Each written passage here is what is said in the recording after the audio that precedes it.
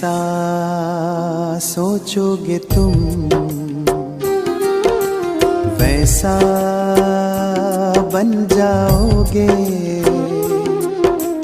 जैसा कर्म होगा